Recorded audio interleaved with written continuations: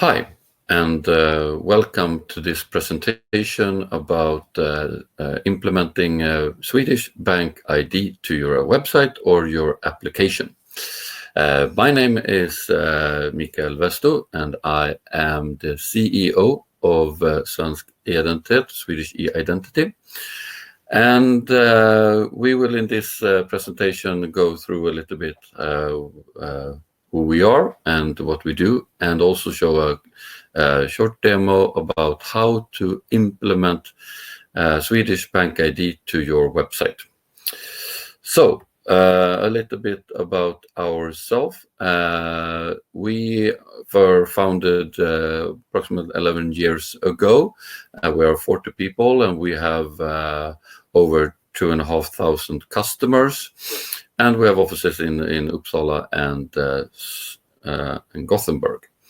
And we do approximately 30 million authentications per month. And we are working with authentication solutions, which means that we help other companies and organizations to authenticate users to different applications and systems. And we work with different kind of single sign-on and two-factor authentications. So we have an API that is named the BankID API. It's very simple and very powerful API, and it's a RESTful JSON API. It contains only two functions. The first function is federated login, where you initiate the authentication, and after you have done all the presentation, all the authentication, you use the other function in the API, which is get session within your application. And after, when you use the function get session, you will get the user attributes of the user who has authenticated. And for all of our services, you can use the BankID API, and we have many different login methods that we support. We have two-factor authentications, we have BankID authentication, digital signing with BankID. We also have SITS card authentication, which is for the Swedish healthcare. We also support the European federations called eIDAS, and of course we also support Microsoft Active Directory and Microsoft Azure, plus many more different authentication methods. And within these login methods, we can add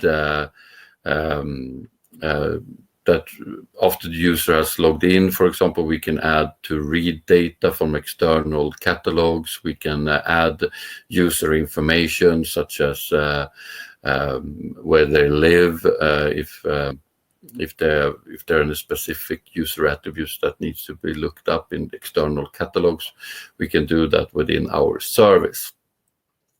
So all of this is handled by the API BankID. And now I have a colleague with me. His name is Jonathan, and he will show us how to implement BankID in a short demo. Welcome, Jonathan. Hello, thank you.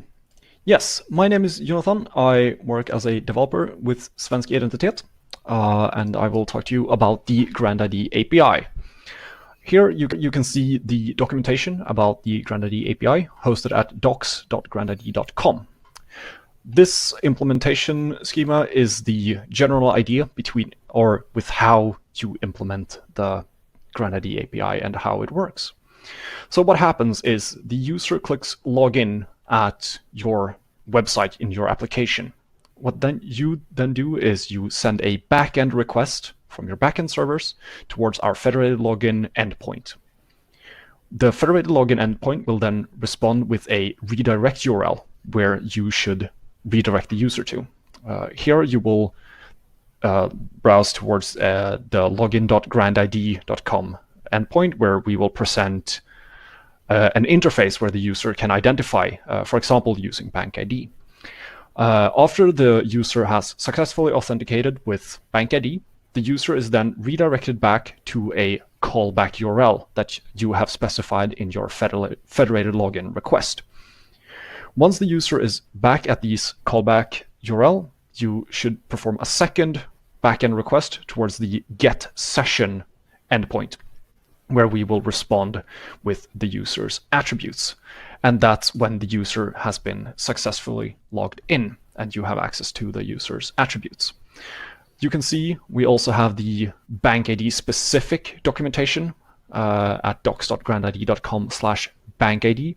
Here you can see more specific information about different parameters you can pass to the BankID to handle different types of cases, initiate signatures, etc. I will not go into detail on that, but you should know that it exists. So what does this look like? I've built a very simple app hosted locally. Very simple. It's a login page where I need to click the login button to initiate a login. This sends me to login.grandid.com with a session. So I will start my mobile device and scan this QR code with BankID. As you can see, we now initiate polling and are waiting the authentication by me. So I identify with my BankID. The session completes and I get sent back to a callback URL where I have been logged in, and you can see the attributes that are available to me after this successful login. You can see session ID, you can see the personal number as a username, the name, separated IP address, etc. So what this looks like as code, it's two very, very simple pages.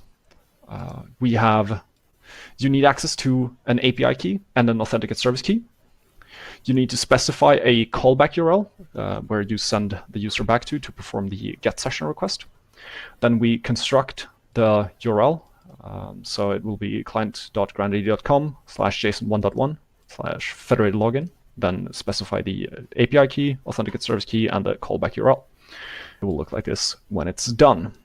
And then we simply output the redirect URL as the link on the page where the user clicks. So after the user has authenticated, they then get sent back to this callback URL. We will always send a request parameter called grandid session, so you should expect that when the user gets sent back to the callback endpoint.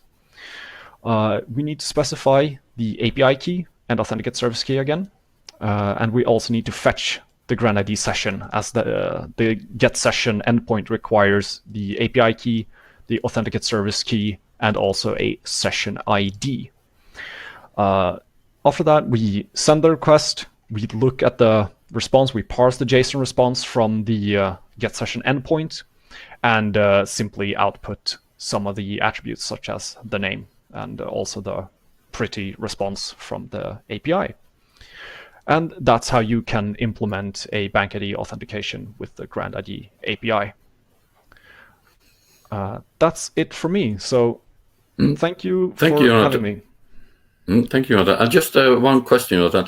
These API keys and authentication keys, you get them from us, and you implement the different keys depending on which type of authentication you're supposed to do, right? That is correct. So the API key is bound to the customer, and you have different authentication service keys depending on which login methods you're supposed to use. Yes, and there might be different keys for authentications or signatures, etc. That's a common way to split up the keys. Okay, thank you so much. Thank you for your demo, and I will